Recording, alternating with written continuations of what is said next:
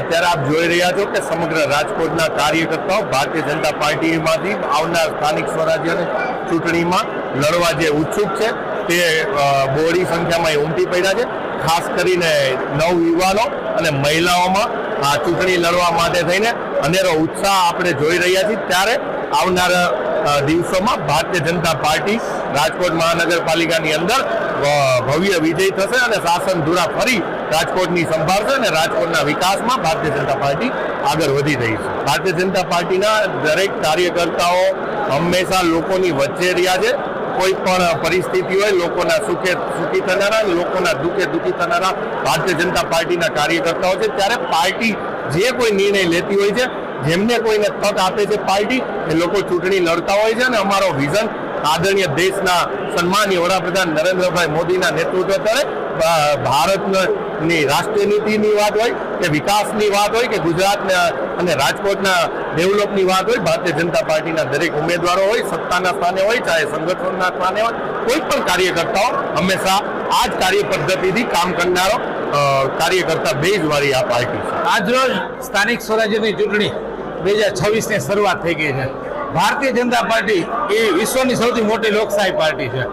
નરેન્દ્ર મોદીજી અને ભૂપેન્દ્રભાઈ પટેલના નેતૃત્વ હેઠળ આજે રાજકોટમાં પ્રથમ તબક્કો આજે વોર્ડ નંબર 4, 5, 7 અને 12 અત્યારે બપોર લગી છે અને બાકીના બીજા વોર્ડ 2 દિવસ આ ચૂંટણી પ્રક્રિયાનું ફોર્મ ભરવાના છે.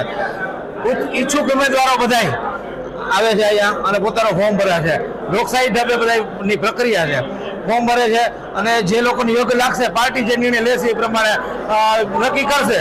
પક્ષ અમે 20 થી 23 વર્ષથી અમે પક્ષના કાર્યકર છીએ. દાવેદારી નોંધાવવાનો તમામનો અધિકાર છે.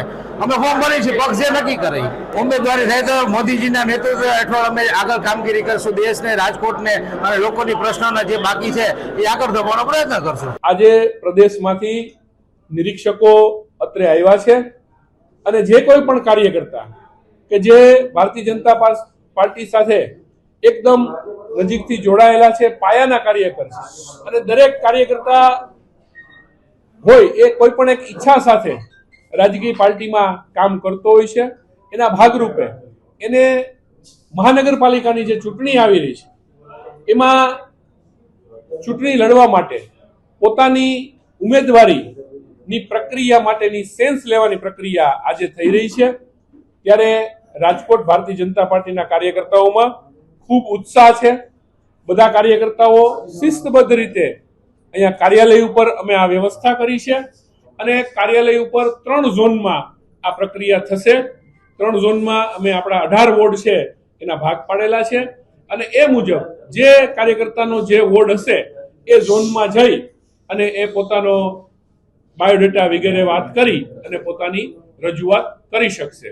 અત્યારે હમણાં 10:30 વાગ્યાથી આ પ્રક્રિયા ચાલુ થશે, જે 2 દિવસ સુધી એટલે કે આજે આખો દિવસ અને કાલે એ રીતે ચાલુ રહેવાની છે અને દરેક કાર્યકર્તાને શાંતિપૂર્વક સાંભળવાની એક તક આપવામાં આવશે.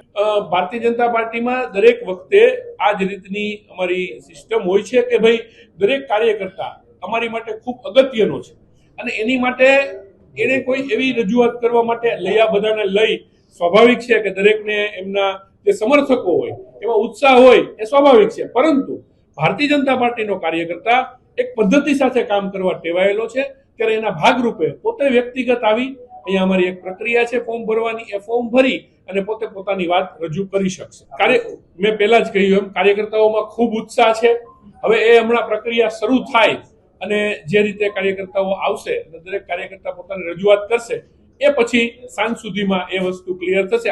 આજે જેટલા વોર્ડ છે એનો સાંજ સુધીમાં અમને ક્લિયર ખબર પડી જશે. ના, ફોર્મ મેં વાંચેલું છે, ફોર્મ સરળ છે, કોઈ તકલીફ પડે એવું નથી. કેમ કે આ ફોર્મ પહેલી વખત નથી આવ્યું. આ ફોર્મ અમારી પ્રક્રિયાનો એક ભાગ છે અને તકલીફ પડે એવું નથી. ને અમારા કાર્યકર્તાઓ, સિનિયર કાર્યકર્તાઓ અને કાર્યાલયનો સ્ટાફ આની મદદ માટે નીચે અમે વ્યવસ્થા રાખેલી છે. પસંદગી માટેના ક્રાઇટેરિયા અમારું પાર્લામેન્ટરી બોર્ડ અને અમારું પ્રદેશનું શીર્ષસ્થ નેતૃત્વ નક્કી કરતું હોય છે કે જે તે સમયે એ અમને માહિતી આપશે અથવા તો એ લોકો એ રીતે નિર્ણય લેશે. હાલ એવી કોઈ અમને સૂચના નથી એટલે અત્યારે તમામ કાર્યકર્તાઓ ફોર્મ ભરી શકશે.